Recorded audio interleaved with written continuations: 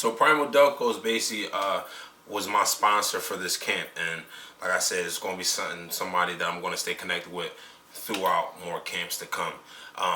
I contacted Matt Hill. I knew Matt Hill from the local level in the amateur scenes and everything. I know him from doing his Muay Thai fighting for training with Martinez BJJ, because I was actually with them for my second pro fight. And I mean, I contacted him. Hey, look, I'm really looking for a sponsorship for this fight when it comes to my supplements and everything. Because I dealt with GNC before in the past, and man, I really looked at. I wanted somebody that's going to help me out. The money turn me to a monster. The money turn my noodles into pasta. The money turn me tuna into lobster. They wanna do me, I'ma know it like a monster. 4 a.m. I'm on the north side of Philly, riding around like these haters don't wanna kill me. It's a shame how they hate on me. You gotta feel me. I started out with $1 and got $1 million. Like do it for the. I still got wrestling practice. Sometimes you just gotta take that. You just gotta chill, relax the mind. With MMA, man, we do so much work, it takes so much toll on our bodies. Sometimes you gotta have a little fun. I probably should be doing this knowing I got a fight coming up, but listen, I only live once. I'm about to go pick up my daughter in a little bit, so that's some fun with it.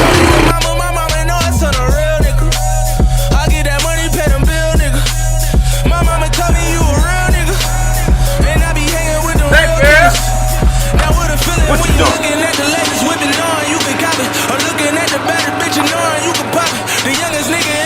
Y'all playing on the garden or something?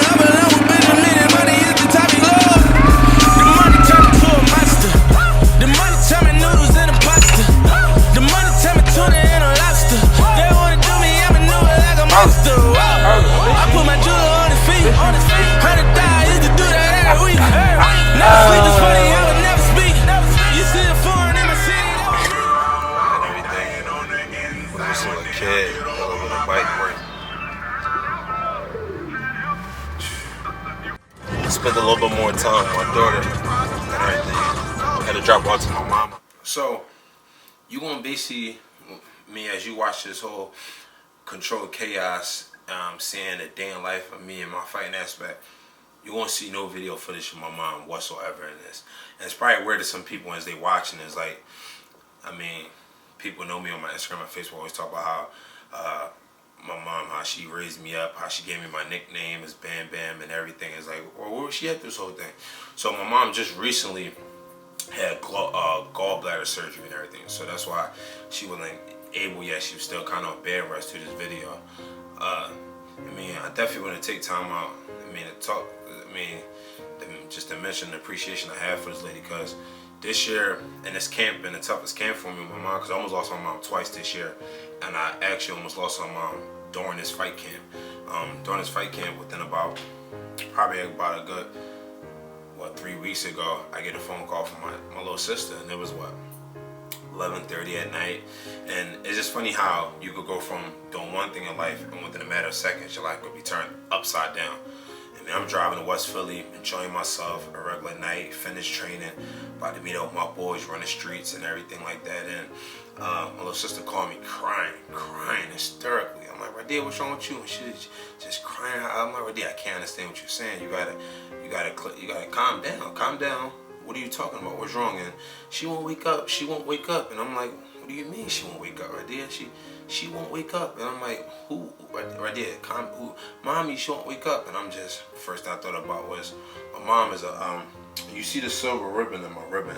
She has Crohn's and colitis, what is inflammation to the uterus. And then she also had type 2 diabetes. So my first instinct is that blood sugar dropped too low. I mean, blood sugar dropped too low, went too high. Something happened where as though she went into like a diabetic coma, or she passed out or something. I just think of the word. So, and I never heard my little sister cry like that. She's like, I'm trying to wake her up. She's not waking up. My Radia's hang up the phone, call 911. I probably got like 4 to 5 red light speeding tickets, because I immediately just threw my hazards on. And I rushed there. I mean, my boy was with me because I was just going up to his house. He jumped in the car with me and just rushed all the way from West Philly all the way out Jeans Hospital in the Northeast. And I mean, I pulled up exactly as far as when the ambulance was pulling my mom in. And it was just like one of the scariest moments of my life. I mean, you think as a fighter, you see so much. I mean, and day in and day out. And I've been in 14 fights now, going into my 14th fight. I mean, fighting grown men, and I done seen dudes' bodies do this and do that, and just to see your mom laying limp, and there's nothing you can do to help her. It's like, it's literally nothing I could do, just laying limp. She wasn't responding. I was saying her name, she wasn't responding. Took her out in the back, took her in the back. And it was the scariest experience of my life. She wanted to come to the gym, but she was falling asleep in the car. I told you, you might as well take her that. So, we're gonna be late to wrestling practice. We're gonna make up for it though, because I'm gonna just put in extra work, extra reps. I mean, I always train hard anyway, but I'm gonna just stay a little extra. I'm really tired, man. We had a long day today. But of course, who always come through when I needed to? Lady Queen. I was too tired to drive. So as soon as I made that phone call, she was looking out for the kid. Look, my Superwoman, yo. You know that? Yo, anytime I need something, as far as like, if I had a long day and I still gotta do cardio at nighttime, and I need somebody to do a cardio session with me, call Lady up. She right there. The Queen always there, rocking through. I mean, anytime as far as like, I mean, diet wise, like, I gotta go to my mom's house and I forgot one of my meals. I'm like, yo, I'm starving. I gotta replace one of my meals. Cook something right up for me. Be right past the house. I mean, Queen, you play a factor in the Bamm Bamm games. You play a good factor. I really appreciate you. I mean, it take a village to raise a child. Always remember, it take a village to raise a child. And it's the same aspect when it comes to fighting. You need a family. And that's the reason why I named my fight team the Wolf Pack. Because, I mean, man is right here. Because at the end of the day, yeah, I might step into the cage as that lone wolf by myself, take them punches. I mean, and take all my anger back on my opponent. But throughout this camp, being long grueling, it's been 3 months. It's been a long fight camp, 3-month camp. I got my whole pack with me. I mean, when it comes to my diet, when it comes to my cardio, when it comes to my strength, when it comes to my sparring, my pad work. I mean, my aqua fit. I added water workouts to this camp, something I never did before. I mean, I got a big wolf pack, a family. I mean, we coming hunting. I mean, August 13th, we coming. We're gonna bring that belt back to Philly. Because I'm not only fighting for me, I'm fighting for everybody. I mean, everybody that's early for them to come. What was the early class on Saturday, Temple 5?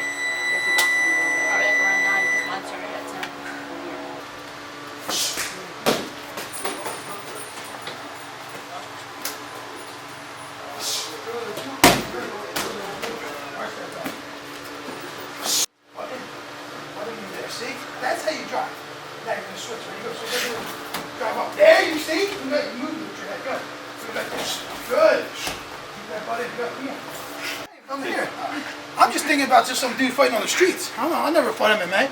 But I go corner you up in there. And then now, my head's in the center of you. Come here. Watch. Stand up. Bang. Bang. Bang. And you start trying to move me. Yes. Bang. Take This is you. that. What the fuck shit? Up, once you come up, extend this hand up and throw that ball forward. Now you come back down, let's go. Now you're working that cage up, you're working on it, right down there, go. Again, ready? Go. Again. Here, see? Look how easy you can push my head away, see? Good? How easy you can push my head away? Now what? Push my head away. And the feeling was here. This is perfect. The feeling was here. Switch one was here.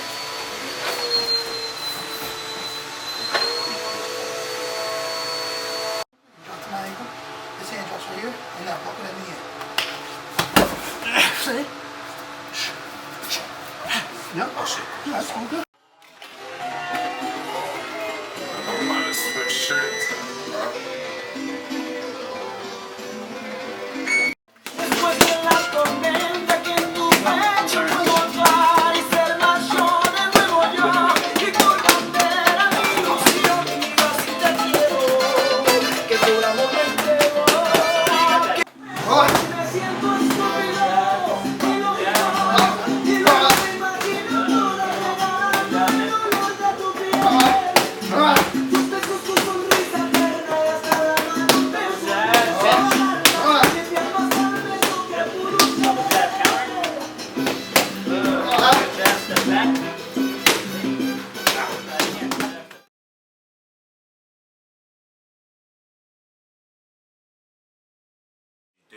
if I could go off a percentage out of 100%, I'll say about a good 92% of people is hoping that I don't walk out of that cage. Past people that I train with, I mean, as far as friends, coaches, and stuff like that, as far as people that just never liked me coming up in amateurs, they hoping that I don't have that belt, because I'm had the key to the MMA game once I get that belt, and they don't want me to have it. And it's sad to say, I mean, I've done a lot for a lot of people as far as in their personal lives. Always a good friend, an air to talk to.